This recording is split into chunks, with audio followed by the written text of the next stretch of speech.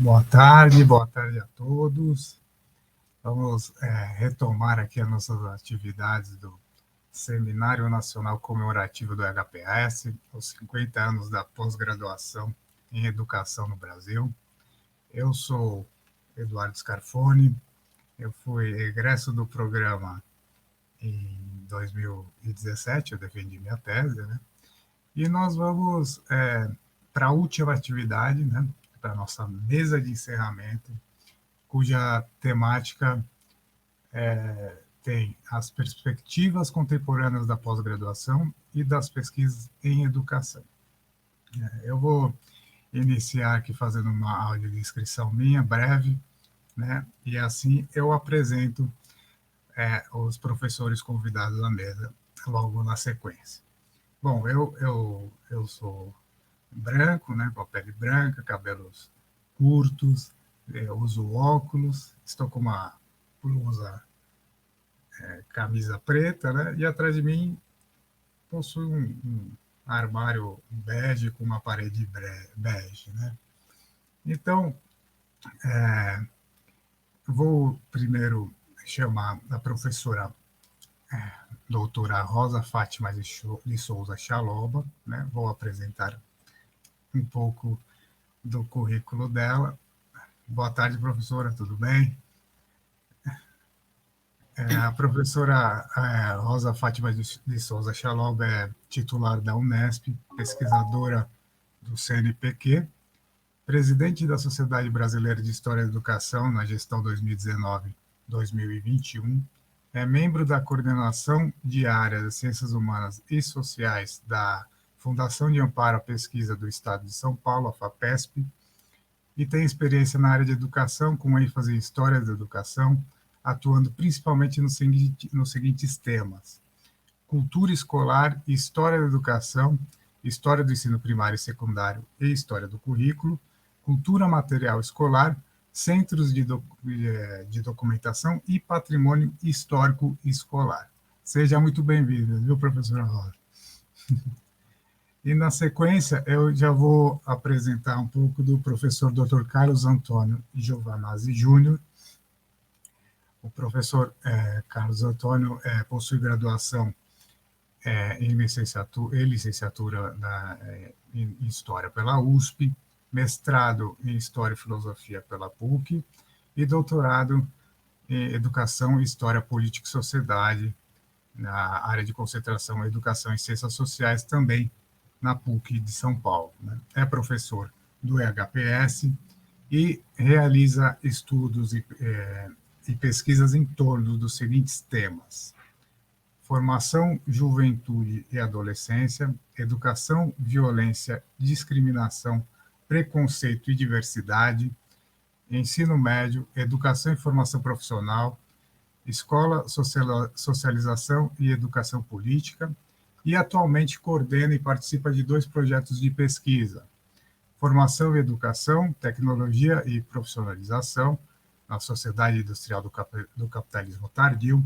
e formação no ensino médio, escola e juventude, ambos com o aporte da teoria crítica da sociedade. Está como coordenador desde 2017 do EHPS e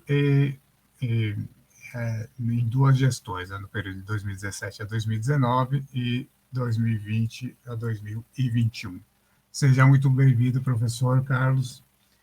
E então eu vou passar primeiramente a palavra à professora Rosa. A mesa ela continua com os mesmos formatos das anteriores, então cada palestrante, cada professor falará por média 30 minutos, e após as falas nós teremos a abertura das discussões, das questões do público em geral, né? Então, quem tiver questões, enfim, para o debate, já pode ir colocando no chat do nosso evento, ok?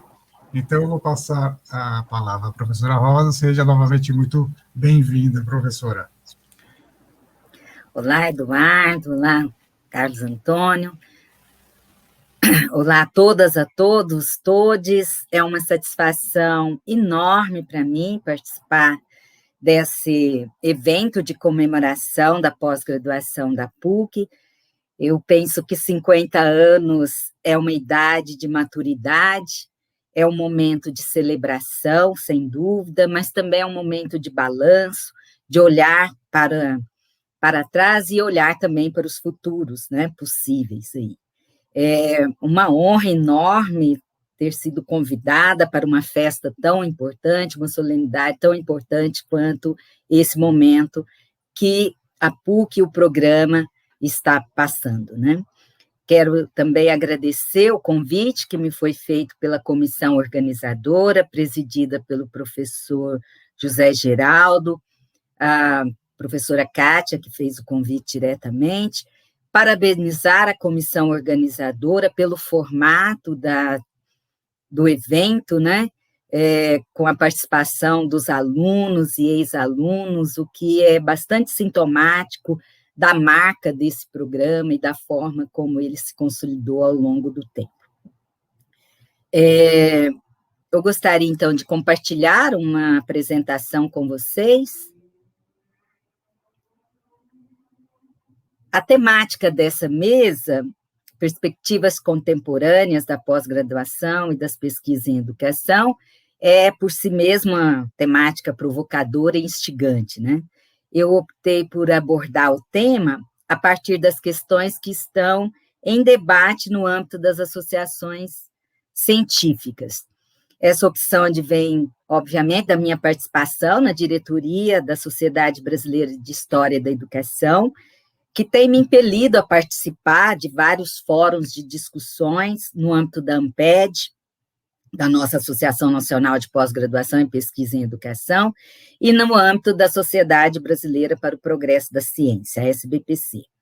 Então, a minha reflexão parte do que eu tenho aprendido e apreendido, né, nos últimos 2 anos, nesses fóruns, sobre enfrentamentos no âmbito da política científica e da produção da pesquisa, tratando da área da educação, e, ao mesmo tempo, tendo em vista as implicações na nossa sub-área História da Educação.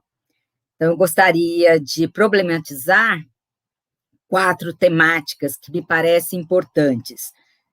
Obviamente, há várias outras, né? Mas eu selecionei 4 aqui que eu gostaria de abordar.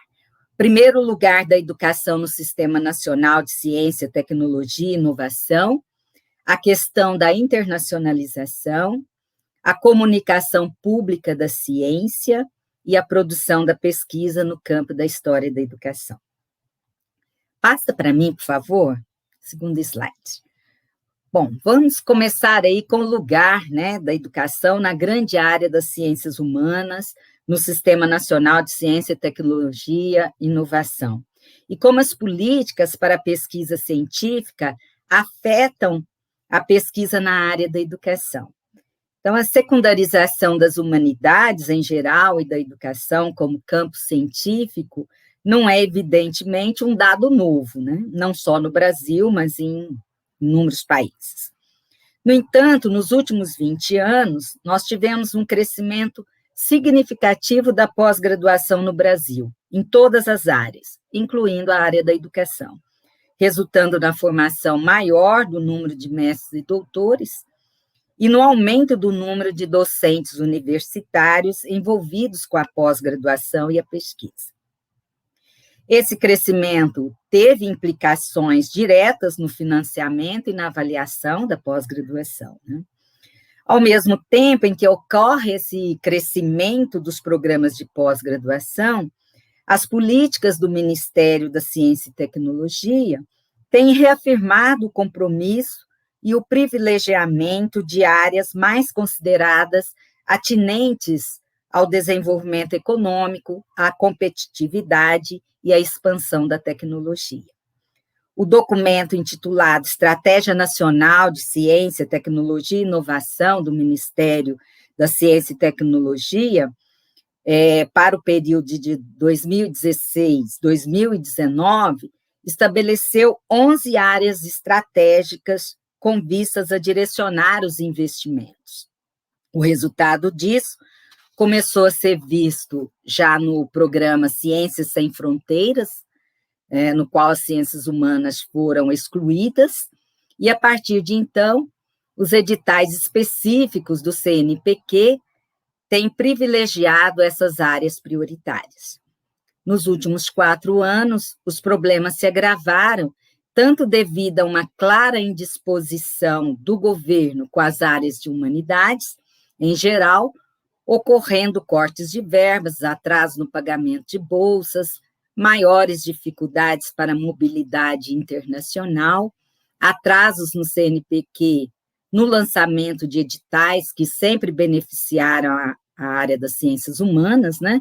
Como o edital universal, o edital das ciências humanas e sociais aplicadas, editais de bolsa de produtividade e pesquisa. Essa exigência das áreas prioritárias, foram redefinidas em 2 portarias ministeriais de 2020 e foram estendidas também para os programas institucionais de bolsa de iniciação científica. Então, todo o projeto, né, de investimento, ele está focado nessas áreas prioritárias, que nós estamos fora, evidentemente. Próximo, por favor. Bom, para o enfrentamento de todas essas dificuldades, um passo bem importante foi a criação do Fórum das Ciências Humanas, Sociais e Sociais Aplicadas em 2012, integrando sociedades científicas de diversas naturezas que representam pesquisadores das áreas e sub-áreas que compunham essas 2 grandes áreas, com o objetivo de debater e tomar posições sobre temas relativos às políticas e às práticas de pesquisas que afetam os pesquisadores, a comunidade científica e a sociedade brasileira. Esse fórum foi coordenado pelo Luciano Mendes Faria Filho e foi incorporado na Sociedade Brasileira para o Progresso da Ciência. Posteriormente, o fórum agregou mais uma área, uma grande área, né, a linguística, letras e artes, e passou a ser conhecido como QSALA, né? O Fórum de Ciências Humanas, Sociais Aplicadas, Linguística, Letras e Artes. Então, além de articular as associações de todas essas áreas e sub-áreas, né, e mobilizar para as discussões importantes, o Fórum, junto com o Centro de Gestão e Estudos Estratégicos, órgão do Ministério da Ciência e Tecnologia, produziu um amplo diagnóstico das 3 áreas, talvez a primeira vez que isso tem sido feito no Brasil dessa forma, né? E esse diagnóstico foi publicado em 2020. Aí, no slide tem a capa da publicação que saiu no ano passado. Então, esse diagnóstico, que é o mais completo que nós dispomos hoje no Brasil em relação a essas 3 áreas, analisou o perfil dos pesquisadores, a pesquisa que é feita nessas 3 áreas e também o financiamento que é destinado a essas áreas. Ele foi coordenado, o diagnóstico coordenado pela economista Mara Jura Gomes, e apresenta dados bastante interessantes. Primeiramente, vale destacar a discussão evidenciada no documento sobre a relevância das 3 áreas para o desenvolvimento sustentável do país e a interseção das pesquisas feitas nessas áreas com as políticas públicas. O diagnóstico reitera também a importância do conhecimento produzido nas 3 áreas para o desenvolvimento do pensamento crítico, para o desenvolvimento da subjetividade e da capacidade de apreciação estética. Ressalta ainda temáticas estratégicas, cuja participação dessas áreas são imprescindíveis, como o bem-estar social, a preservação do meio ambiente, o uso sustentável dos recursos naturais, redução das desigualdades identidade cultural, entre outros.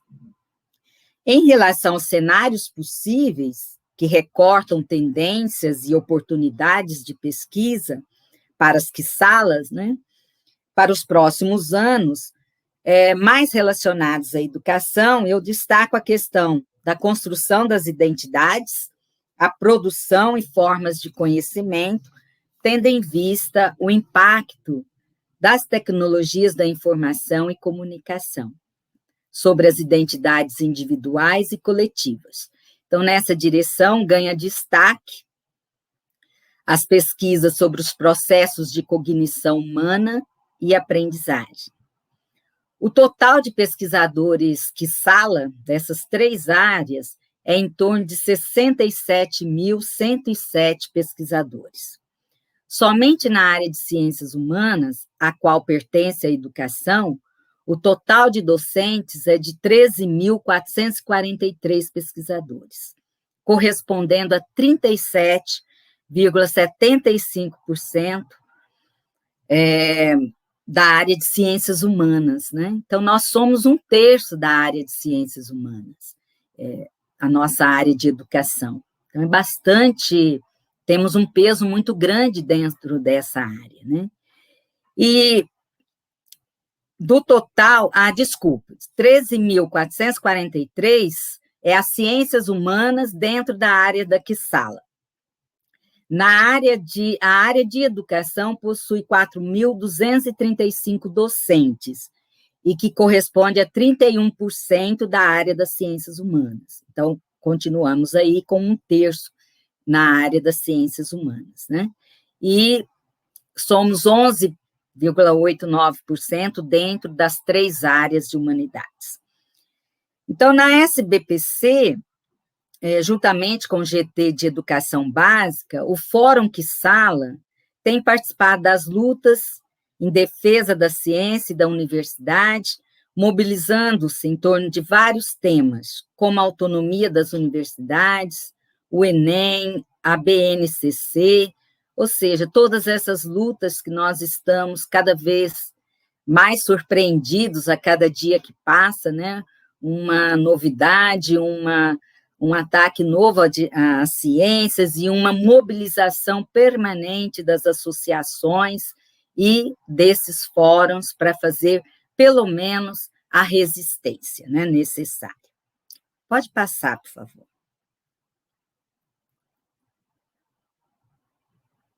Próximo slide.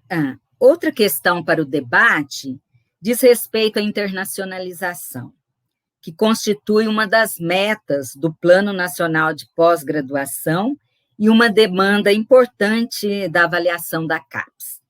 No relatório de 2019, da Comissão Especial de Acompanhamento do Plano Nacional de Pós-Graduação, visando o aprimoramento da avaliação da pós-graduação brasileira, tendo em vista o quadriênio 2021-2024, a internacionalização é um dos 5 indicadores. Então, ela se mantém, né? Ela já está a várias avaliações e ela se mantém para o próximo quadriênio.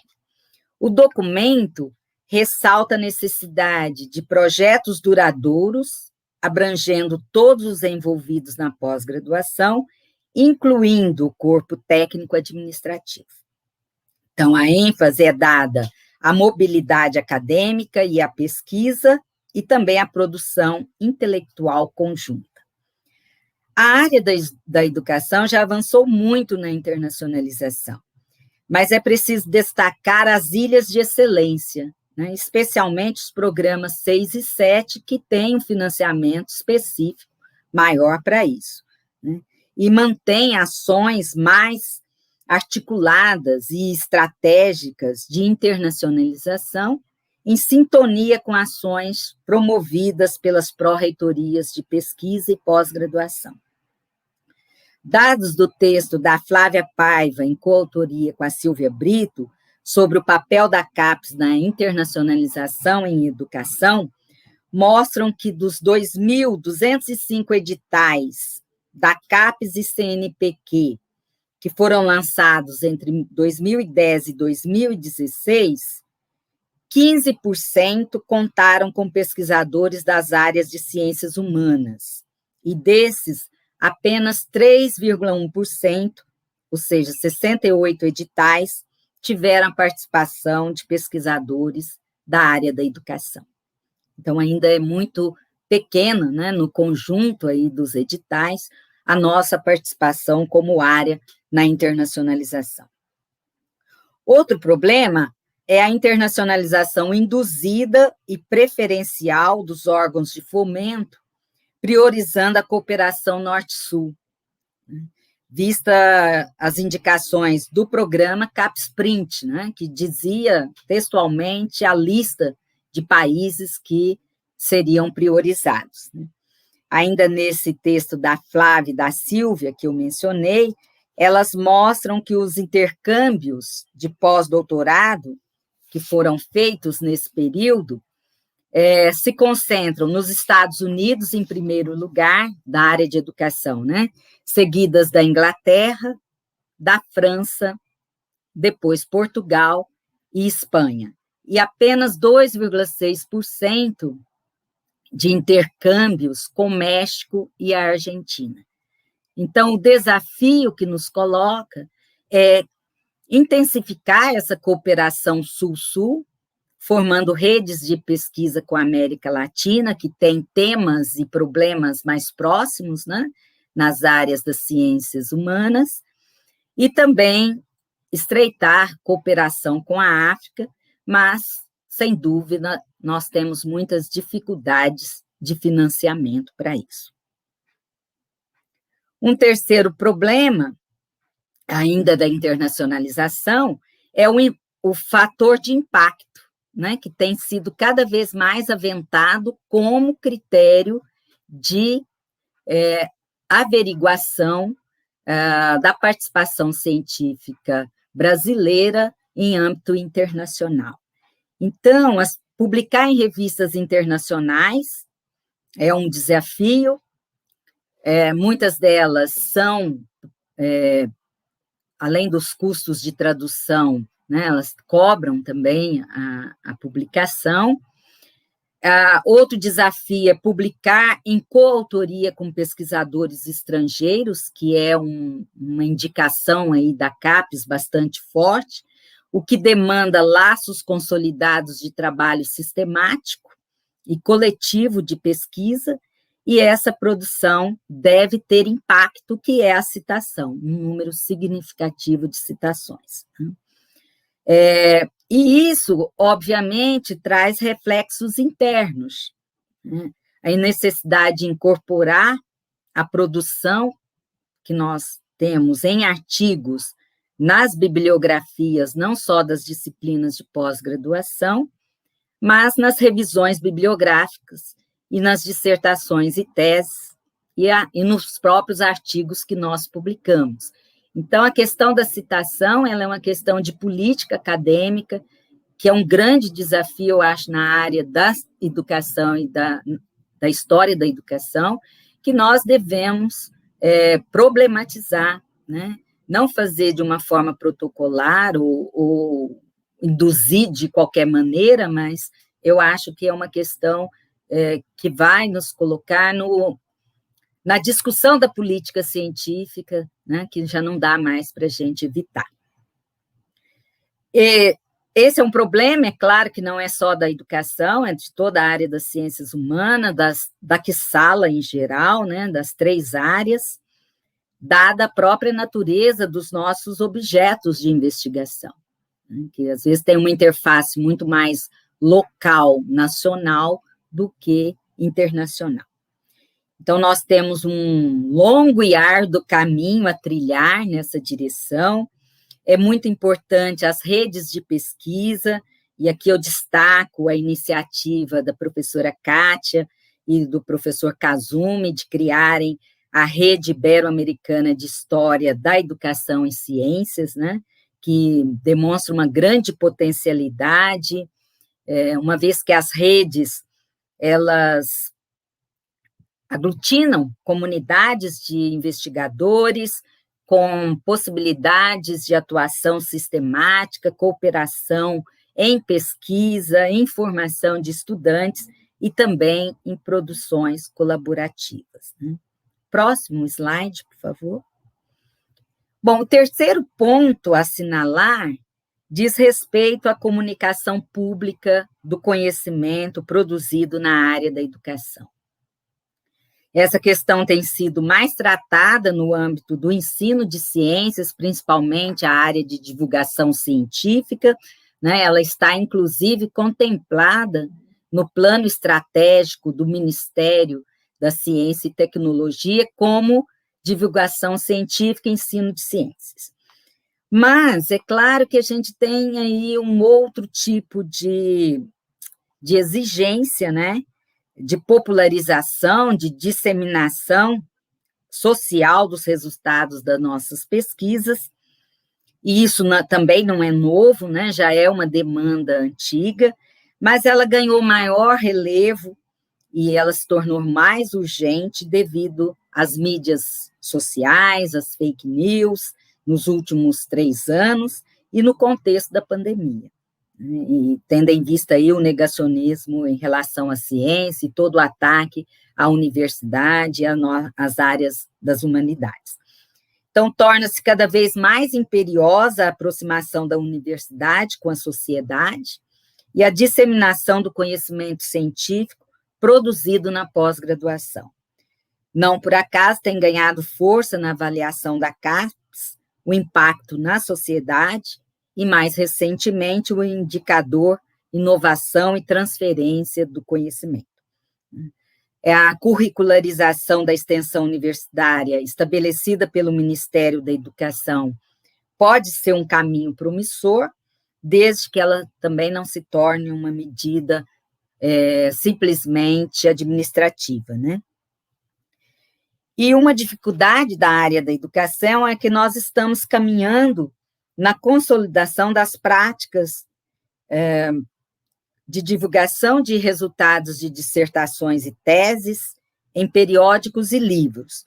Foi preciso uma indução forçada dos programas, né, que exigem a publicação para os alunos fazer a qualificação e defesa, e outras medidas foram adotadas, mas nós sabemos que muitos alunos, especialmente do mestrado, não divulgam os resultados finais dos seus trabalhos depois que terminam as dissertações. Então, a divulgação para a sociedade é um desafio ainda maior, né? Nós precisamos aprender a fazer isso, utilizando uma linguagem apropriada e as mídias de forma eficiente. Tudo isso demanda formação, articulação com outras áreas, inclusive com a comunicação. E vale destacar aqui algumas iniciativas importantes, né, no campo, como o projeto da UFMG, o Pensar a Educação, Pensar o Brasil, que tem uma revista, tem um programa de rádio, está voltado para a articulação com a educação básica, né? A própria revista da FAPESP, que busca fazer essa divulgação do conhecimento. Próximo, por favor. No ano passado, a Amped criou a Rede Comunica Educação, formada por 14 sociedades científicas e entidades acadêmicas e de classe da educação, com essa finalidade de sistematizar e ampliar estratégias de comunicação com a sociedade, fomentando a articulação política de fóruns, né, em defesa da educação pública. A rede, então, tem buscado dar visibilidade às ações dos diversos canais de comunicação mantidos pelas associações, ampliando, então, essas plataformas de comunicação e tentando abranger novos públicos a partir dos conteúdos produzidos, né? A rede produziu, em 2020, o documento 10 princípios em defesa da educação pública, que subsidiou os debates das eleições municipais, e este ano nós temos feito uma série de webinários sobre as temáticas aí mais candentes no campo da educação. Então, nós temos uma profusão de conhecimento produzido na nossa área, né, seja na educação, na história da educação, e nós precisamos fazer essa comunicação, ver os modos, as formas mais eficazes de fazer essa comunicação a um público maior. Próxima slide, por favor. E eu já vou encaminhando para o final da minha fala. A última questão que eu gostaria de abordar refere-se à produção da pesquisa no campo da história da educação. A comunidade dos historiadores da educação no Brasil é relativamente grande. Nós temos, em média, na Sociedade Brasileira de História da Educação, como sócios efetivos adimplentes, 230 pesquisadores. Desses, 48 são pesquisadores de produtividade em pesquisa do CNPq, e temos duas associações, né, em 2 grupos de trabalho bastante importantes.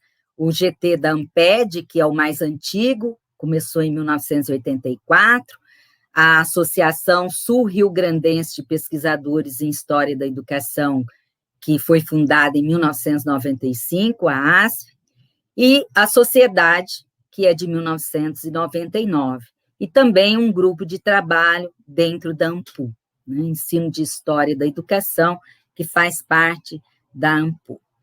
Então, vale ressaltar aí esse papel fundamental do EHPS, né, do programa da PUC na consolidação do campo da história da educação.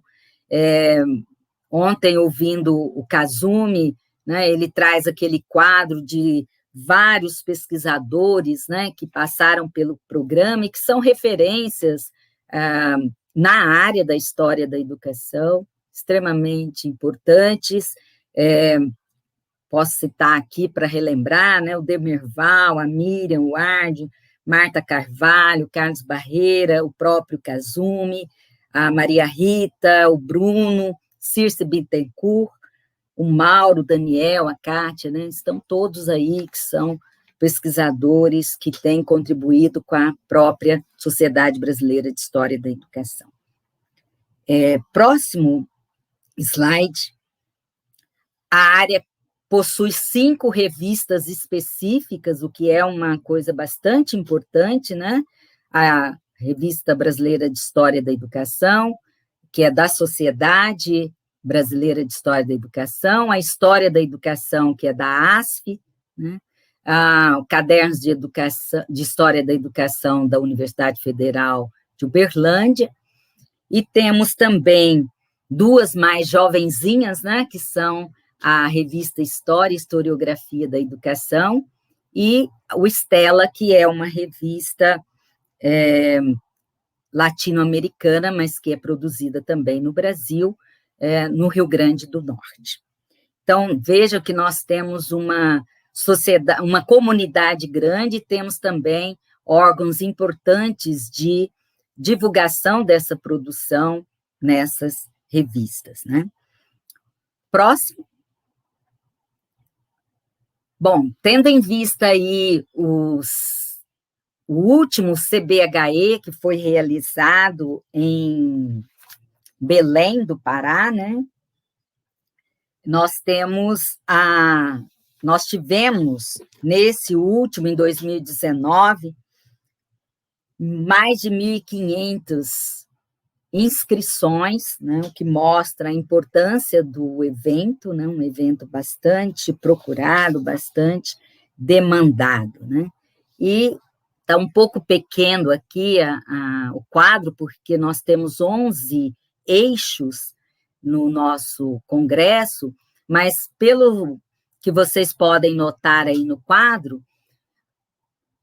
grande parte das pesquisas se concentram no eixo políticas e instituições educativas. Nós tivemos, ao todo, em 2019, 820 trabalhos apresentados no CBHE, e desses, 204 na área de políticas e instituições educativas. O próximo eixo que tem bastante demanda é o eixo intelectuais e projetos educacionais, 106 trabalhos, e o seguinte, imprensa e impressos educacionais, com 105 trabalhos. Então, isso nos dá um quadro de qual é a tendência da produção, né? Sobressaiu nesse 10º CBHE um grande número de trabalhos em História da Educação Rural e História do Ensino Secundário. Isso tem a ver com os 2 projetos grandes em âmbito nacional, que congregaram muitos pesquisadores, e isso dá vazão aos próprios congressos. Temos alguns temas, né, que precisam de investimento, como é a questão das gerações, da educação profissional, pouquíssimos trabalhos, né, na educação profissional. Educação, movimentos sociais, etnias e gênero também contou com um número pequeno de trabalhos, e os processos educativos e práticas de sociabilidade não escolares, o que nos mostram aí que a grande produção da nossa subárea de História da Educação é ainda a escola, né? E a história da educação que perpassa as políticas e as instituições escolares. O último, por favor. Bom, de perspectivas, então, né, para a gente encerrar, eu diria que nós teremos, no próximo ano, o 11º CBHE, o congresso que deveria ter sido realizado, estava programado para julho, para ser realizado na PUC de São Paulo, mas teve que ser adiado devido à pandemia.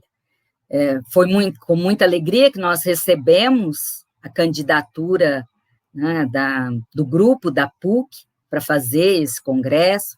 Nós sabemos da importância que esses grupos e essas universidades têm quando elas assumem um congresso dessa magnitude, né, muito trabalhoso, muito dispendioso de tempo, né, que todos os docentes têm que dedicar a um congresso dessa natureza, mas o grupo da PUC, né, eu acho que fez jus aí à própria história do programa, né, no EHPS, na área da história da educação. Então, eu vejo, assim, uma felicidade muito grande que esse congresso tenha sido acolhido pelo programa, que certamente não é só os colegas da história da educação, mas todo o programa estará envolvido, né, e os estudantes também, com certeza, né, fazendo esse apoio, esse auxílio para esse congresso acontecer em 2022. Então, penso que ganhará relevo nesse congresso algumas tendências que vêm se gradativamente aparecendo nas edições, nessas 2 últimas edições, né, especialmente a perspectiva transnacional. Vários estudos têm sido realizados já nessa direção, e no Estado de São Paulo, o projeto temático, né, que vem sendo coordenado pela Diana Vidal, que é financiado pela FAPESP, Saberes e Práticas em Fronteiras por uma História Transnacional da Educação. Então, é bem provável que tenhamos um número maior de trabalhos nesse sentido. Outra tendência é a história digital, que deve também despontar nesse horizonte, abarcando aí a crítica às fontes digitais de pesquisa, tanto a digitalização de acervos como fontes que nascem digitais, né, e que nós temos que lidar com isso. O impacto, então, nas práticas de pesquisa, o acesso à documentação digital, questões que perpassam a cybercultura, a necessidade de contextualizar esses procedimentos de pesquisa, e a história das sensibilidades. E penso também que a abordagem teórica que vem ganhando espaço e projeção na área da educação, que são os estudos coloniais, decoloniais e as epistemologias do Sul. Bom, então é isso, temos enormes desafios pela frente, dada a nossa conjuntura política, os efeitos dramáticos, né, da pandemia, ressonâncias profundas na educação brasileira, que certamente agravará as desigualdades educacionais. Então, é preciso resistir nas nossas associações, nos nossos programas de pós-graduação. E, por último, dizer que eu desejo vida longa ao programa, espero que ele continue exercendo esse lugar especial na pós-graduação em educação no Brasil, na área da história da educação, sendo uma referência na formação de pesquisadores e simbolizando sempre o engajamento, a crítica, a luta e a resistência. Obrigada. Obrigado, professora Rosa, pela excelente fala. Agora eu gostaria de chamar o professor Dr. Carlos Antônio Giovinazzi Júnior para a sua fala. Obrigado. Muito obrigado, Eduardo. Bom, boa tarde a todas as pessoas. Eu vou aqui brevemente fazer minha audiodescrição. Eu tenho 52 anos, tenho um cabelo curto, sou branco, meu cabelo já está caindo, então já tem umas entradinhas, vocês podem observar, para quem pode ver, evidentemente. Uso óculos e estou com barba por fazer. Estou usando uma blusa de lã com algumas flores estampadas. É isso. Bom, eu queria primeiro, lógico, cumprimentar e fazer alguns agradecimentos muito breves, né? Primeiro, registrar o quão fiquei emocionado de assistir o vídeo, né, da sessão anterior. Queria, então, agradecer a todos que participaram na produção desse vídeo, foi muito bacana, muito, muito bonito mesmo, muito tocante, né? Quero, de novo, agradecer a comissão organizadora do evento. Nós estamos chegando no final e eu não me canso de agradecer, porque, assim, foram 2 dias intensos, né? Muitas emoções, inclusive revendo pessoas, lembrando de histórias e tudo mais. Quero agradecer mais uma vez aqui os meninos intérpretes de Libras, né, o Leandro e o Sérgio, que o tempo todo aqui, né, incansavelmente, tá nos ajudando. O Eduardo, né, por estar participando aqui dessa mesa e estar mediando, né, então eu agradeço. E, por fim, a professora Rosa, pelo, né, ter se disposto a participar do nosso evento e nos abrilhantar com a exposição que fez. Então, muito obrigado, professora. Queria também dar um aviso acerca das eleições, né? Vocês devem saber que nós estamos, os nossos alunos, principalmente professores, que nós estamos passando por um processo eleitoral de escolha de novos coordenadores de curso e de programas de pós-graduação, de edição de faculdade e tudo mais, e alguns representantes em órgãos colegiados. E eu queria lembrar a todos, né, que embora eu seja candidato a vice em uma das chapas, né, eu não estou aqui fazendo campanha para que votem, né, na nossa chapa, mas para que participem do processo eleitoral. É muito importante mostrar a nossa força, o nosso engajamento na democracia universitária. E só lembrando que a votação vai até amanhã às 12 horas ou 11h59, né, para ser mais exato, né? Então, até amanhã. Então, aqueles que não votaram, rogo que o façam, por favor. Por fim, antes de falar do tema, né, que eu não tenho muito o que falar, porque não sou um especialista, tenho mais uma participação como coordenador nesses fóruns, alguns deles, inclusive, mencionados pela professora Rosa. Mas antes de fazer isso, eu queria fazer um depoimento e breve homenagem a algumas pessoas que passaram, né, e que estão, e para os nossos alunos, nossos professores, meus colegas e tudo mais, que fazem parte da minha trajetória, né. Então, primeiro, já disse isso na abertura, o que a minha estada no EHPS tem por volta de 24 anos já, quase metade, então, da existência do programa. Desde 97 eu circulo aqueles corredores, né? Há 1 ano e meio eu não faço mais isso, estou por ali. E eu queria fazer prestar reverência aos meus professores queridos que fizeram parte, quando aluno, da minha formação, né? Professora Nereide Saviani, professor Luiz Carlos Barreira, professora Maria Mercedes Sampaio, o professor José Geraldo Silveira Buena e a professora Alda Junqueira Marim. Especialmente quero aqui fazer menção a eles. E deixei separado 2 professores, o professor José Leon Krochik, que participou das bancas de mestrado e doutorado, né,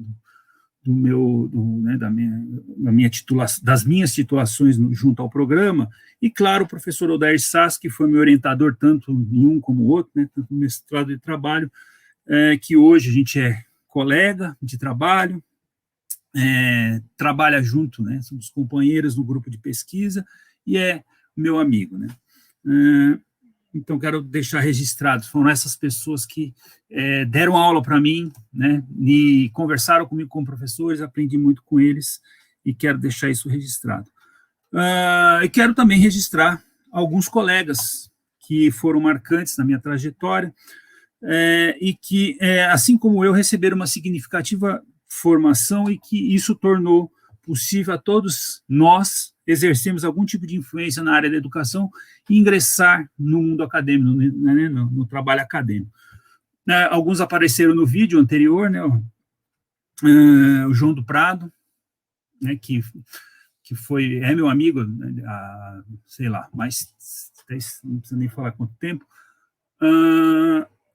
A professora Marieta, né, foi minha colega de professora Marieta Pena, a professora Maria Angélica Pedra Minhoto, o professor Luiz Carlos Novaes, todos eles da Unifesp, né, todos eles hoje abrilhantam o curso de pedagogia e a pós-graduação lá na Unifesp. O Marcos Taborda, que hoje é professor da Universidade Federal de Minas Gerais. Não posso deixar de mencionar o Mauro Castilho Gonçalves, que é meu colega hoje, ele também fez parte da turma, enfim, a gente até montou grupos de estudo junto à época, né? E 3 outras colegas, a Luciene Maria Silva, da Universidade Estadual da Bahia, a Luciane Paiva, da Universidade Federal do Paraná, e a Rosemary Ruggiero, da Universidade 9 de Julho, a Uninove, né? Enfim, queria registrar o nome dessas pessoas aqui que fizeram parte da minha trajetória e que contribuíram bastante com a minha formação. Por fim, quero falar ainda que, como professor, eu tenho contribuído com a formação de mais ou menos 500 mestres e doutores nesses 14 anos que eu estou como professor. Desses 500, 40 são meus orientandos, 40 mestres e 40 mestres, né, e 12 doutores. Todos muito significativos, e por isso eu não tenho direito aqui de citar ninguém, ou eu teria que citar todos, né? Então, assim, todos que foram meus orientandos, eu quero aqui registrar o quão significativo eles foram na minha trajetória. Desculpem. Essa é a trajetória de vida que completará agora, em agosto, próximo, 24 anos, e está intimamente, a minha trajetória, intimamente ligada ao EHPS, que me forjou como professor, como pesquisador e como pessoa. Aprendi e continuo aprendendo muito, estudando, assistindo aulas, pesquisando, participando de bancas, de comissões, de reuniões, enfim, e principalmente me relacionando com todas essas pessoas incríveis, né? Então, tudo isso eu quero agradecer por ter essa oportunidade e dizer que a PUC, a universidade, né, a PUC e o IHPS são fundamentais na minha constituição como pessoa e como professor. E também, claro, quero cumprimentar ainda os meus colegas atuais, a Ana Paula, a Leda, Daniel, a Helenice, a Kátia, o Kazumi, a Luciana. Os que não estão citados aqui é porque foram meus professores, né, antes de serem meus colegas. E, por fim, a Betinha. Enfim, gastei um pouquinho de tempo para fazer esse registro, que eu acho importante, já que a gente está chegando no final do evento, e porque eu também não tenho muito para falar sobre o tema, e quero só tratar rapidamente de algumas questões, imagino eu, que farei isso de forma breve. Primeiro, quero deixar registrado que o conhecimento que eu tenho do tema, perspectivas da pós-graduação e da pesquisa no Brasil, decorre mais da minha experiência na coordenação do programa e de minha participação no FORPRED, que é o Fórum de Coordenadores dos Programas de Pós-Graduação em Educação, é ligado à ANPED, né, a Associação Nacional de Pesquisa e Pós-Graduação da Educação, em Educação, e nas reuniões que esse grupo participa junto à CAPES, com representantes da CAPES, com coordenador de área, etc, etc. Né? Então, é disso que eu conheço, um pouco dessas perspectivas e, claro, da minha experiência na pós-graduação, trabalhando na formação de pesquisadores e como pesquisador, produzindo, né, como pesquisador.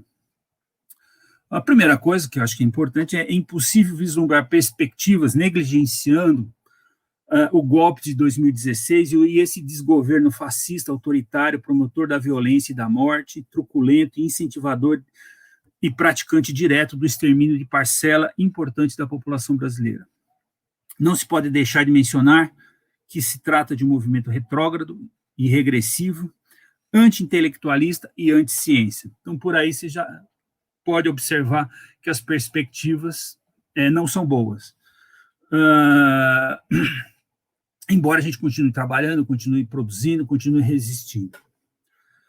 Se a luta contra esse estado de coisas, sem a luta, né, perdão, sem a luta contra esse estado de coisas, as previsões catastróficas feitas por muitos analistas irão se confirmar. Então, é preciso lutar e resistir em todos os âmbitos da vida social e política. Então, esse é um primeiro registro que me parece fundamental. E aí faço algumas considerações sobre, propriamente, a temática. Em primeiro lugar, o sistema de pós-graduação e pesquisa, ele é regulado, de certa forma, por duas agências. Claro, tem os ministérios, tem o MEC, enfim, né? Mas duas agências federais de financiamento, de incentivo à pesquisa, que são o CNPq e a CAPES, cada uma delas ligada a um ministério diferente, né? Ciência, tecnologia, inovação, comunicação e ao MEC, e que determina as prioridades e a direção do financiamento, né?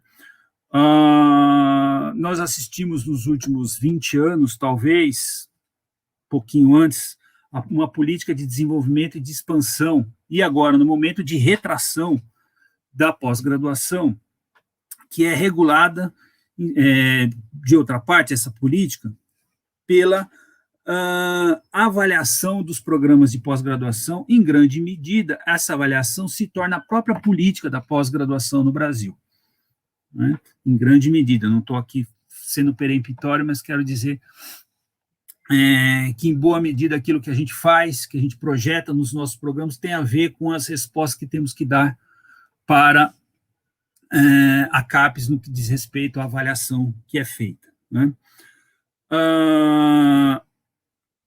Ela funciona mediante essa avaliação, principalmente de três aspectos: a produção discente, a avaliação da produção discente, a avaliação da produção docente, a avaliação da destinação de seus egressos. Mentira, eu falei 3, são 4. E, por fim, a inserção social ou internacionalização ou impacto dos programas de pós-graduação. São basicamente esses 4 âmbitos que são avaliados, ou 4 dimensões, né, como eles são chamados, como se chama na CAPES, dos programas de pós-graduação, né? Então, a produção discente, a docente, a destinação dos egressos e a inserção ou impacto social ou internacionalização dos programas. Isso é importante de pensar, né? Porque algumas opções são feitas, né? Então, no que diz respeito à atuação, à formação dos alunos, dos egressos, né, e não só a atuação dos professores, agora, nesse último quadriênio, é que se pensa mais seriamente de avaliação, né, de período de avaliação, na avaliação da produção discente. Sempre foi avaliado, né, assim, o vínculo se os alunos são dados quantitativos, né, objetivos, o tempo de titulação de curso, usufruto de bolsa, etc., etc.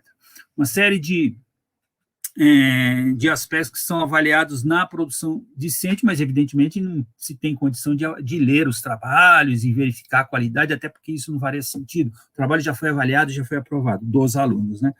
E por aí vai. A destinação dos egressos, enfim, a produção dos professores em periódicos, livros, em algumas áreas aceita mais livro, outras não, enfim, por aí vai. Então, esse é o primeiro, um aspecto que eu quero também relevar. Um outro aspecto é em relação à expansão que eu mencionei, e que a própria professora Rosa também fez menção a isso, né? Nos últimos 20, 25 anos, ocorreu uma expansão que ela é exponencial, né, se trata de um crescimento exponencial, né? O Ângelo, hoje cedo, falou que há mais de 4.500 programas de pós-graduação distribuídos nas 49 áreas da CAPES, 49 áreas do conhecimento, né? A educação é apenas uma delas, né, entre as 49. São 380 mil alunos na área de educação, 192 programas e 20 mil alunos. Só para vocês terem uma ideia, quando eu era aluno, não tinha programa de pós-graduação, ou que eu me lembre, posso estar enganado, no estado do Paraná, né? Tanto que a gente tinha muitos colegas paranaenses que tinham que vir fazer em São Paulo ou no Rio Grande do Sul a sua pós-graduação, né? Hoje tem no oeste do Paraná, né, Londrina, Maringá, e etc., Curitiba, vários, estou falando só da área da educação, só para vocês terem uma ideia, né, de como esse crescimento aconteceu. E isso aconteceu em todos os estados, né. Então, essa é a perspectiva, é uma perspectiva de expansão, expansão. Crescimento exponencial se a gente considerar o que tínhamos em relação no final do século XX, né. De outro lado, o Plano Nacional de Pós-Graduação, né, que já foi mencionado algumas vezes, ele prevê e estipula que, ao final do período de sua vigência, como meta, a formação de 85 mil, o Ângelo também fez essa menção, mestres e doutores, sendo 25 mil mestres e 60 mil, ao contrário, né, 25 mil doutores e 60 mil mestres. É pouco? É muito, né? Eu acho difícil avaliar, isso é a minha visão a respeito. Eu acho difícil avaliar, pois não há um planejamento centralizado da necessidade de titulados em cada região do país, em cada área de atuação profissional. Estou pensando globalmente, estou pensando em todas as áreas. Quantos engenheiros mestres, com título de mestre, os estados, vou citar 3 aqui, um em cada região do país, Minas Gerais, Rio Grande do Sul e Ceará, poderia citar qualquer outro, né, precisarão na próxima década. E doutores em física, quantos nós vamos precisar, pensando no Brasil? Eu falo isso e tenho o maior interesse na contínua expansão da pós-graduação no Brasil. Até o interesse pessoal, trabalho na pós-graduação, né?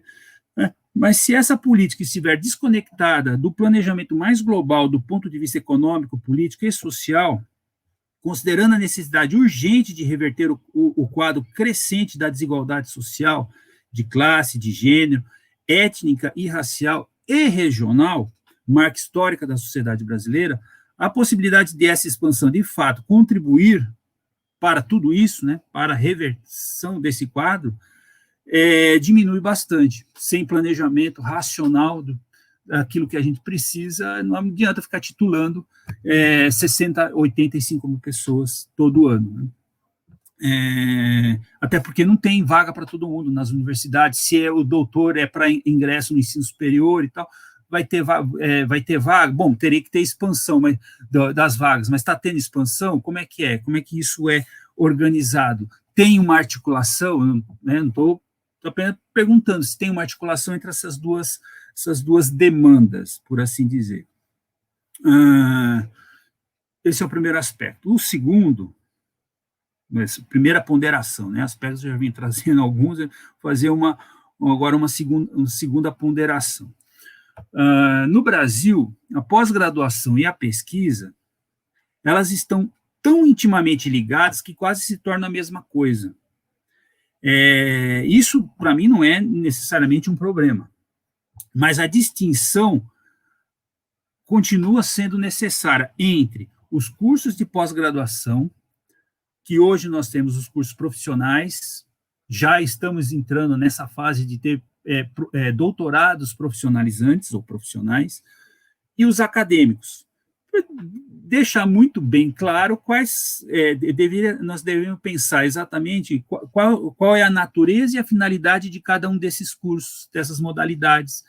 Não estou dizendo que são boas, ruins e tal, que tinha que ter, não tinha que ter. Durante muito tempo teve muita resistência na expansão dos mestrados profissionais, né? Agora não só já se expandiu, enfim, já tem um número razoavelmente grande de mestrados profissionais no Brasil, como tem doutorado profissional. Isso, né? Enfim, o que aconteceu? As próprias áreas foram se acomodando a essa tendência e incorporaram, né? Do meu modo de ver, de modo pouco crítico, né? De outra parte, é preciso também distinguir, então, os cursos de pós-graduação da pesquisa e da produção de conhecimento científico. Uma coisa é a formação de quadros, ainda que por meio da pesquisa. Outra coisa é a produção de conhecimento. Então, essas coisas estão ligadas, articuladas, evidentemente, mas elas não são a mesma coisa. Por fim, ainda, ou antes, né, são mais duas coisas que precisam aparecer distintas, ou distinguidas, né, dessa relação entre pesquisa e pós-graduação. Bom, a sociedade chama, né, a ANPED, né, pesquisa e pós-graduação, né? Só para dar esse exemplo, a ANPED chama assim, Associação Nacional de Pesquisa e Pós-Graduação, ou é o contrário, em educação. A questão da divulgação, da difusão, da intervenção, da aplicação do conhecimento produzido, tal do impacto social. Preciso distinguir isso, né? Em que medida que programas podem ter como prioridade mesmo, né, dizer, olha, nós vamos produzir impacto social, nós vamos fazer intervenção, aquilo que a gente faz aqui é isso, né, produzir conhecimento visando diretamente a intervenção na realidade da educação, por exemplo, no caso da nossa área. Mas isso não é avaliado de forma distinta dos programas que são estritamente acadêmicos, só para dar um exemplo, né, disso. E, por fim, preciso distinguir todos esses elementos e mais desdobramentos da formação de quadros, de pessoas qualificadas, pensando mesmo na inserção social. O que eu estou querendo dizer com isso? Esses 85 mil, dada a velocidade com que 85 mil titulados em mestrado e doutorado, no final, ou 2021, 2022, 2023, enfim, nos anos subsequentes, qual a destinação dessas pessoas? Eles vão conseguir todos? Porque eu estou pensando em todas as áreas, né, ou nas tais 49 áreas. Né? Então, é nesse sentido. Então, essa distinção que me parece fundamental para a gente entender o que faz, né? Que tipo de formação que a gente proporciona, trabalhando na pós-graduação, atuando com pesquisa, etc. ela parece se perder essa distinção. É interessante, então, tomar e definir a pesquisa como mote ou o princípio da formação de quadros, de quadros pós-graduados. Não acho isso nenhum problema, né? Resolveu fazer mestrado, tem que aprender a fazer pesquisa, ou tem que se iniciar na pesquisa, e no doutorado tem que aprender a ser um bom pesquisador, fazer uma pesquisa de fôlego, rigorosa, etc. Né? Enfim, mas, de novo, juntar tudo em um grande pacote no qual estão dentro mestrado profissional, formação de quadros para o ensino superior, pesquisa básica e produção de conhecimento científico, aplicação e desenvolvimento tecnológico, transferência de conhecimento, para usar a expressão que está na nossa ficha de avaliação, né, dos programas da CAPES, além da inovação de processos e produtos, dificulta o estabelecimento claro de prioridades. Quais são as nossas prioridades? Por que eu digo isso? Porque me parece que nós precisamos, como nação, sem dúvida, de quadros qualificados. Precisamos também de desenvolvimento científico, de desenvolvimento tecnológico, de inovação e de tudo isso junto. Né? Então, precisamos disso tudo junto. E se essa última alternativa, né, precisamos de tudo isso, né, desenvolvimento tecnológico, formação de quadros, inovação, etc. Se essa for a resposta, se essa for a alternativa, a pergunta que me parece fundamental é, mas tudo isso junto e misturado, sem as devidas considerações pelas necessidades de cada região ou grupo populacional que apresenta tudo isso desse jeito, vai dar certo? Nós vamos, de fato, contribuir? Né? Então, essa é a minha pergunta. Eu não tenho resposta, né? Apenas são observações que eu faço a partir desses 6 anos que eu atuo, né, no Fórum de Coordenadores da área da educação, né, dos programas de pós-graduação da área da educação. Né?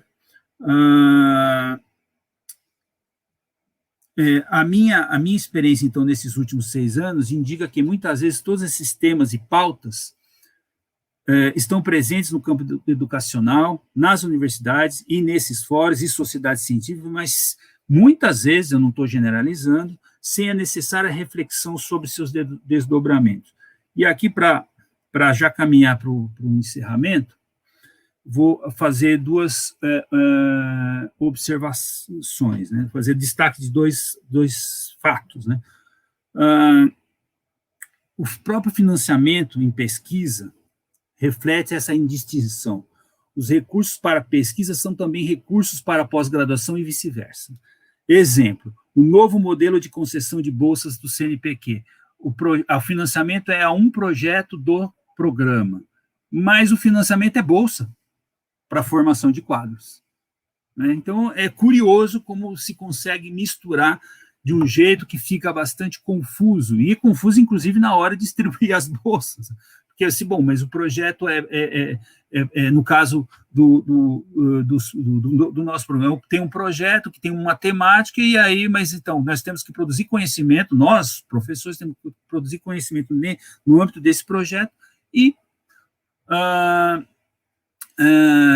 mas, ao mesmo tempo, esse projeto tem que servir para a formação de bolsa. Você fala, tudo bem, não, mas é assim mesmo, mas a gente, insisto, precisa pensar direitinho como fazer isso, de modo a não ficar tudo junto e misturado.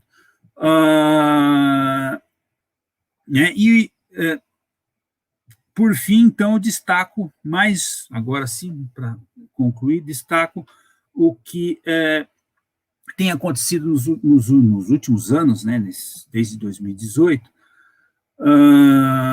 Recentemente ocorreu a definição das áreas prioritárias feitas no âmbito do Ministério da Ciência, Tecnologia, Inovação e Comunicação. O que é realmente prioritário na sociedade brasileira?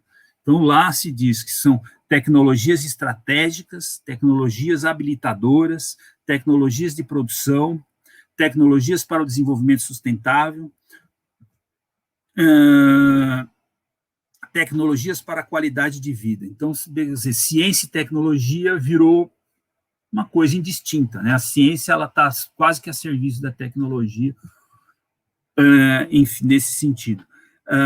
E aí houve uma grita geral e aí tinham esquecido da ciência básica e das humanidades, incluíram lá depois na normativa do Ministério um adendo que diz assim, entre tudo isso, entre todas essas áreas se encontram ou se inclui, diante de sua característica essencial e transversal, projetos de pesquisa básica, humanidades e ciências sociais que contribuam para o desenvolvimento científico e tecnológico, E o financiamento será feito de acordo com o grau de aderência a um dos critérios de avaliação de propostas submetidas ao CNPq, por exemplo, que aqui financia parte dos projetos, né? Por fim mesmo, agora estou me enrolando aqui, mas vou encerrar mesmo. A professora Rosa fez menção a isso, eu também quero fazer, a tendência a internacionalizar a pós-graduação brasileira, que é um processo já longo, né, já vem já de anos e anos, que é uma determinação imposta pela CAPES. Né? A minha pergunta, e mais ou menos fazendo coro com muitas pessoas, o que significa internacionalização? Que a gente tem assistido, desde o Ciências Sem Fronteiras, o fato de que a internacionalização significa mobilidade norte e sul, né? E é preciso refletir, e não sul-sul, né? A nossa relação com o país da África ou da América Latina, por exemplo. Elas acontece porque a gente é insistente, é teimoso e faz, mas não é prioridade, né? É preciso refletir, então, e discutir toda a significação dessa orientação que tem o poder de definir, conformar e enquadrar todos os programas de pós-graduação e os institutos de pesquisa. Encerro dizendo o seguinte, do resultado de toda essa articulação, que a gente pode fazer ou não, e de nossa capacidade de resistir a certas tendências predominantes no CNPq e na CAPES, mas como depositários dessas tendências, não como alguém que gesta elas próprias, né? E que se reveste de uma ação, essa resistência, essa articulação de uma ação política da maior importância. Disso tudo depende o surgimento de um projeto para a ciência brasileira e um projeto educacional alternativo ao que historicamente assistimos, que confirme e reproduza a desigualdade de acesso, de oportunidades econômicas, de representação, etc., e que mantenha o país em uma posição subalterna no que diz respeito à produção de conhecimento científico. Acho que é isso. Espero não ter estourado. Eu não cumpri o que prometi, que ia ser rápido, né? Obrigado. Então, obrigado, professor Carlos. Agora, nós temos acho que uns 15 minutinhos para as questões. Nós temos já 3 questões aqui para a professora Rosa. Acho que eu vou fazer essas 3 em bloco, aí se surgirem mais, né? A primeira questão é da Daniela do Nascimento Rodrigues. Ela coloca, professora Rosa, como você percebe a ideia de universidade global e a necessidade de publicação entre pares internacionais e, ao mesmo tempo, a pertinência das especificidades dos programas de pós-graduação no Brasil? Essa é a primeira questão. A segunda questão é do Antônio Francisco Soares. Ele coloca, professora Rosa, eu sou doutorando da HPS e sou professor do curso de Pedagogia na Universidade Estadual do Piauí. E gostaria de ouvir mais sobre a curricularização de extensão universitária. Né? E a terceira questão é do professor José Geraldo. Professora Rosa, poderia discorrer um pouco sobre as políticas de financiamento da FAPESP como possível espaço alternativo à redução brutal e dramática do financiamento federal? São essas questões, eu passo a palavra para você. Então, respondendo a Daniela, eu penso, Daniela, que há muita indução e muita dificuldade de resposta, né? Como o Carlos acabou de dizer, a gente acaba sendo, devido à própria avaliação e o financiamento que está relacionado com a avaliação, né? Eles estão juntos, eles nos obrigam a responder. Eu acho que nós temos feito isso nos últimos anos, respondendo a determinações que vêm nos impondo aí a essa questão. Veja, para algumas áreas, principalmente as áreas da saúde, as áreas médicas e das exatas, a questão de publicar em revistas internacionais e ter essa citação, para eles, a pesquisa ela é internacional por natureza. Muitas áreas já assumem assim, né? Que você só tem validade o que você produz se você pode falar isso para o mundo inteiro e ter uma ressonância global, né?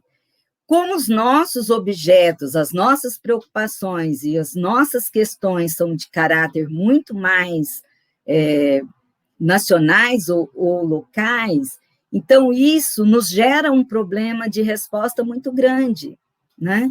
Então, você tem a diferença da área, é isso, você tem um doutorando que vai fazer uma pesquisa no laboratório tal, no laboratório de ponta que dá conta de fazer aquele novo procedimento tecnológico. Não é isso que a nossa tarefa, né, que a nossa área faz.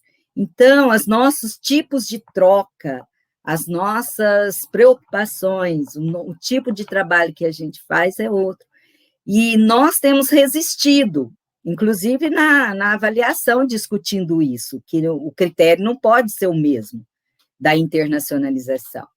O que eu vejo complicado é que, cada vez mais, nós somos instados a responder da mesma forma, entendeu?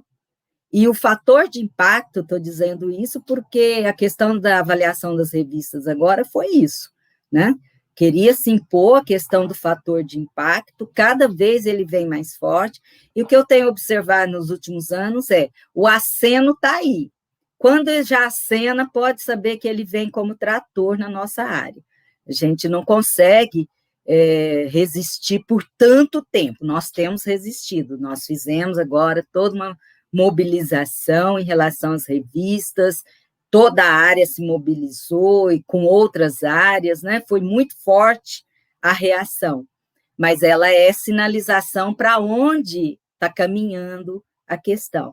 Então, eu vejo muito, por isso que eu disse, eu acho que a gente também tem que dar algum tipo de resposta dentro daquilo que nós conseguimos fazer e que essa resposta tem que ser por essas articulações mais sistemáticas com esses colegas de trabalho internacionais. A curricularização, Antônio, nossa, é uma discussão imensa, ela já vai ser implantada, né, a partir de 2022, a questão de 10% do currículo de todos os cursos de graduação devem ser destinados à extensão universitária.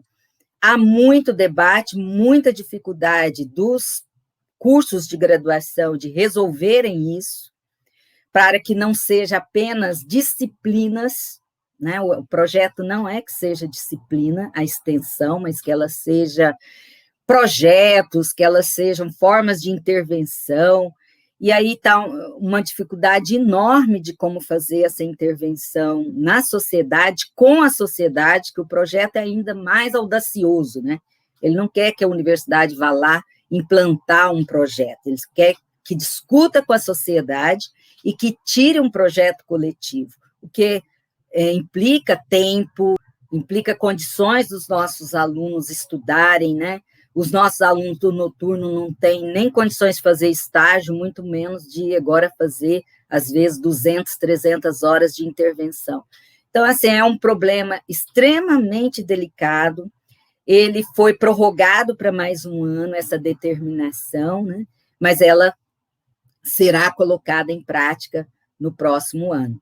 Então, eu penso que nós estamos aí no âmbito das licenciaturas, dos cursos de graduação, com um problema bem forte a ser demandado, a nossa enorme possibilidade de enfrentamento e de resposta a essa situação nova, né? Eu não vejo com maus olhos a extensão, muito pelo contrário, eu sou uma professora que sempre me dediquei à extensão, mas quando ela vem dessa forma, e tem que ser implantada, né, em todos os cursos da mesma forma, me parece um problema bastante grave.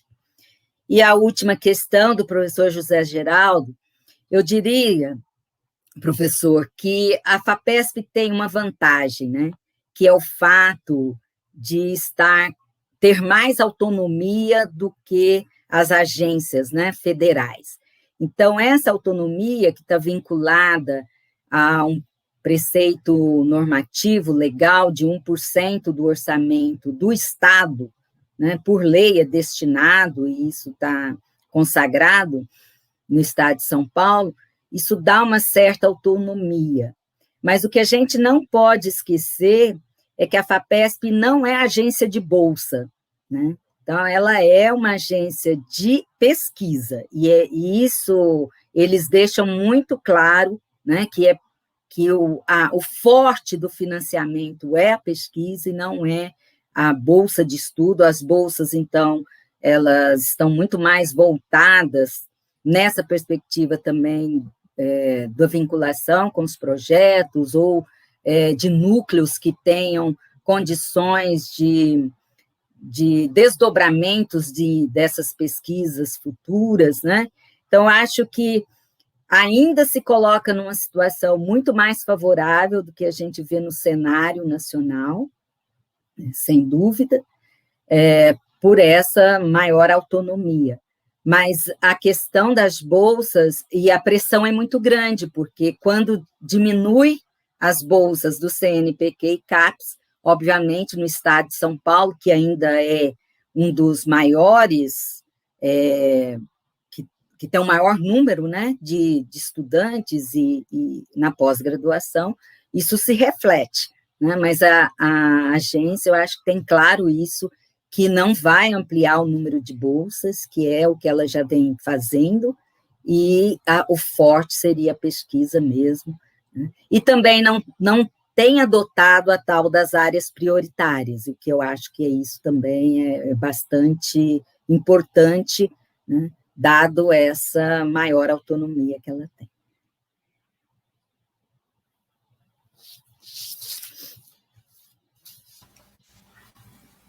Ótimo, obrigado, Rosa.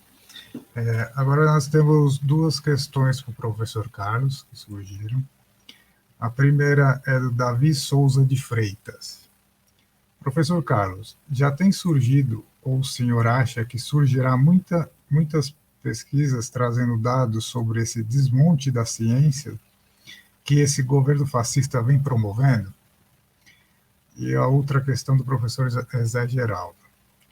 Carlos, você não acha que a questão dos novos editais do CNPq são muito mais por ser uma estratégia para a redução das bolsas, pois se eles viessem, né, como política de expansão da pesquisa decente, não seria tão criticável? Então, essas duas questões para você. Eu passo a palavra para você.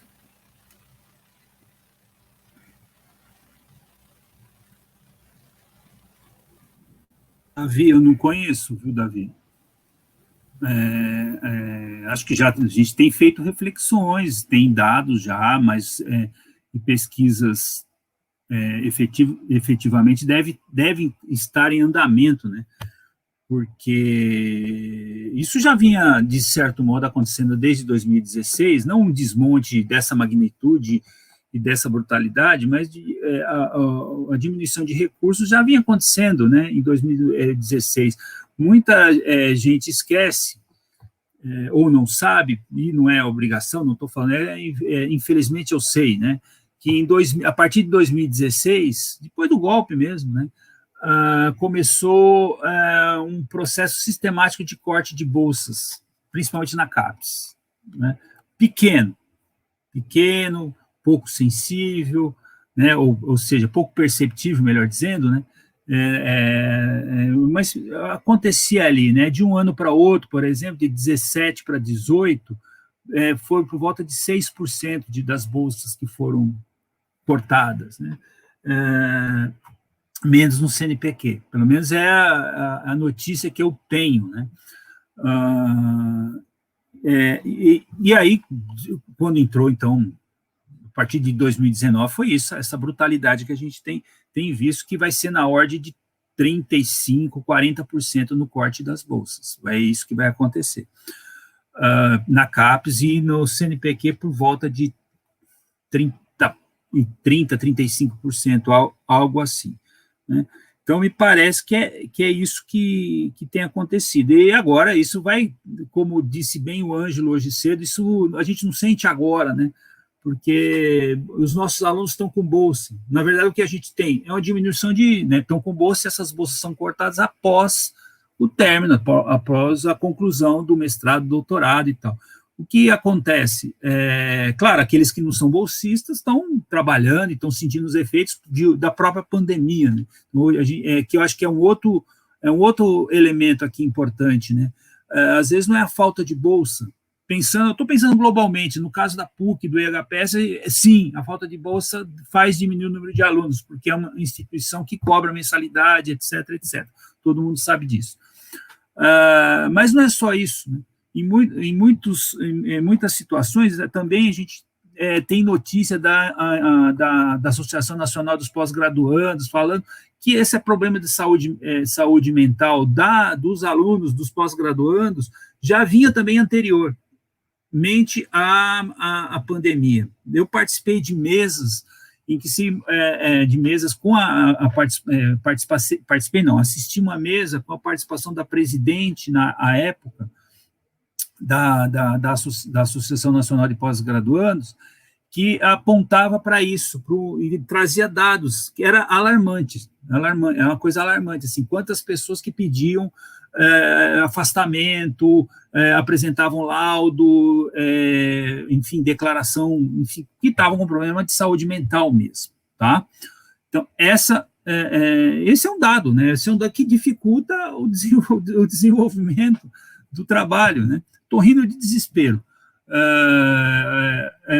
O trabalho e a formação de futuros mestres e doutores, que aí tem, junta com toda a situação que a gente vê, com a pandemia, com esse governo autoritário, etc., dificulta ainda mais. A gente vê isso cotidianamente, conversando. Eu, na posição de coordenador do programa, tenho recebido inúmeros pedidos para conversar, para explicar, assim, olha, professor, eu vou atrasar, não estou conseguindo, Isso está muito grave. E eu acho que nesse momento é até o mais importante de se combater, né? E eu acho que a gente vai sentir isso bem mais para frente. O quanto que diminuiu o número de formados na pós-graduação, o quanto que diminuiu a quantidade, né, a produção de conhecimento científico, etc, etc. Agora, então, acho que é isso. Para o Zé Geraldo, eu diria o seguinte, você tem razão, Zé, é uma política de corte, de redução de bolsas. Então, tira-se as cotas dos programas e diz, a gente vai distribuir de uma outra forma, mais supostamente racional, etc, etc. Eu acho que tem um problema sério que é isso, você mistura aquilo que é do aluno com aquilo que é do programa. Fala, mas o aluno não é do programa? Sim, mas são âmbitos diferentes. Fala, mas o CNPq não é para fazer isso. Bom, mas fazia, né? E agora resolveu que não vai mais fazer, né? E é bem nesse governo que não tem projeto nenhum que se descobre que era um jeito errado. É estranho isso, né? Mas, infelizmente, parece também isso que está acontecendo, essa nova modalidade, parece responder a uma demanda que já vinha de longa data, por conta do crescimento, da expansão, sem o devido financiamento, sem que o financiamento, né, acompanhasse essa expansão da pós-graduação. muitos programas, a maioria tem praticamente um número muito reduzido de bolsas, que não chega a, sei lá, 2, 3, 6 bolsas, né, para cada programa, com um corpo discente de 300 alunos. E havia, claro, uma demanda para que essas bolsas fossem, que esses programas recebessem bolsa. Acontece que, desde 2000, aí até antes de 16, 13, 14, 15, não se ampliava o número de bolsas, como não se amplia até hoje, né? E aí, começou uma coisa, um movimento para tentar redistribuir. Olha, tem programas que tem muitas bolsas, tem outros programas que não tem tantas bolsas. Já que não vai aumentar o número de bolsas, vamos distribuir ou socializar a miséria. Isso estava, né? A gente chegou a receber estudos feitos pelo Fórum de Pró-Reitores das universidades brasileiras, né? Que é um fórum como o FORPRED, né, como o de coordenadores, que fez um estudo junto com a CAPES para fazer isso, e com a anuência dos pró-reitores. Esse que é né, esse estudo, evidentemente, não entrou em vigência justamente porque teve o golpe, primeiro, e depois tem esse governo aí, né? E aí, então, foi feito de uma outra forma, de uma forma autoritária e arbitrária. Mas é isso, então tem isso, né? O problema é que eu acho que junto, né, o problema, junto com os cortes de bolsa, veio essa ideia de que, nós estamos garantindo a redistribuição, e aí tem uma justificativa para isso, o que é terrível, né? Porque nós estamos num nível, como acho que foi o Ângelo hoje cedo também, que tem um nível de financiamento da pesquisa no Brasil, assim, de 2002, né? Então, assim, com todo esse crescimento que teve nesses 20 anos. Então, é uma situação muito triste, trágica, e que a gente tem que enfrentar. E só enfrenta se a gente tiver clareza disso tudo, né? De todos esses interesses envolvidos. É isso que eu penso, né? Mas, enfim.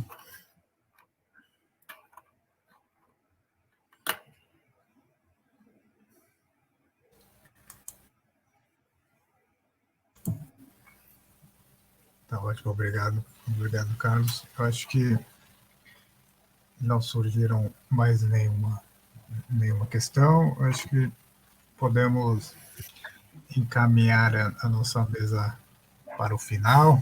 Tá? Eu queria agradecer a professora Rosa, novamente, professor Carlos, o convite também do programa para mediar a mesa. E gostaria de chamar o professor Zé Geraldo para a mesa, para encaminharmos para o final do nosso evento. Obrigado.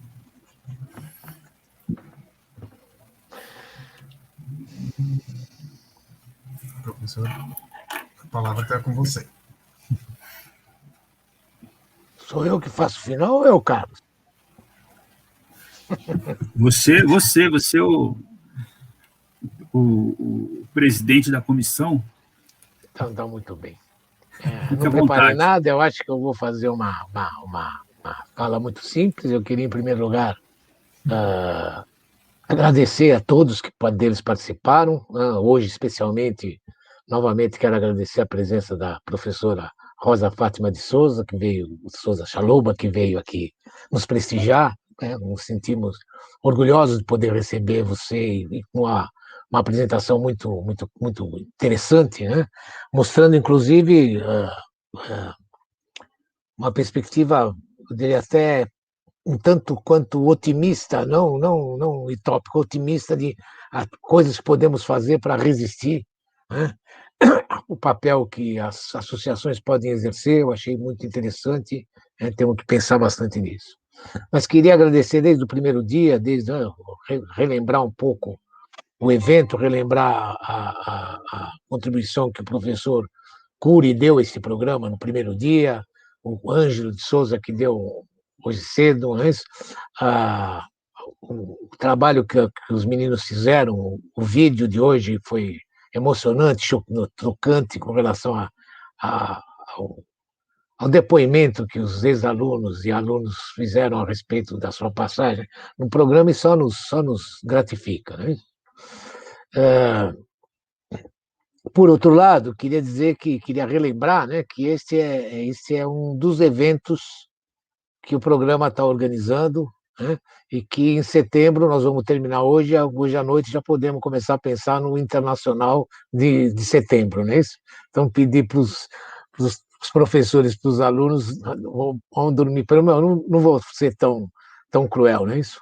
Que os professores e alunos descansem até o fim de semana, e na segunda-feira a gente começa a arregaçar as mangas para poder organizar o seminário internacional, e dizendo, como o mais velho professor da PUC no programa, e mais velho no programa hoje, é que eu me sinto, de novo, muito orgulhoso de fazer parte dele, com essa pleia de professores, alguns da minha geração, poucos, outros um pouco mais novos, e de uma geração mais nova, que o Carlos, o Mauro, o Daniel, a Ana, a Kátia, né, já são a nova geração do programa, e que estão assumindo papéis importantes e colocando não dando continuidade a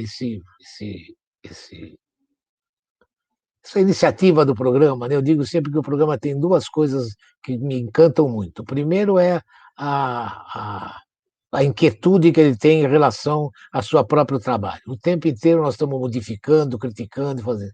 E a outra é o compromisso político que esse programa sempre teve, foi por isso que eu fiquei tão encantado de vir trabalhar aqui, que foi esse compromisso político de trabalhar em prol da melhoria da qualidade da educação, contra todo e qualquer tipo de desigualdade social, né? Hoje o evento dos meninos foi muito interessante, mostrou como isto impregna a todos nós.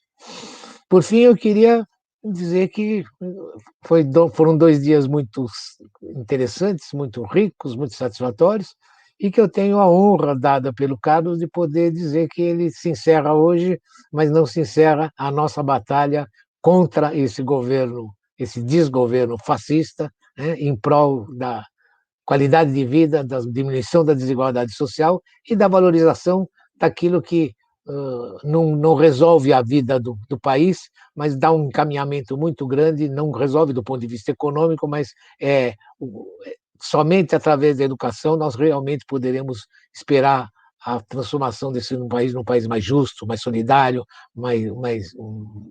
menos cruel do que tem sido feito pelo menos durante toda a República praticamente, com momentos muito frágeis de redemocratização e de busca de uma qualidade de vida melhor para toda a população. Muito obrigado a todos e dou por encerrado o presente seminário, tá bom? É isso.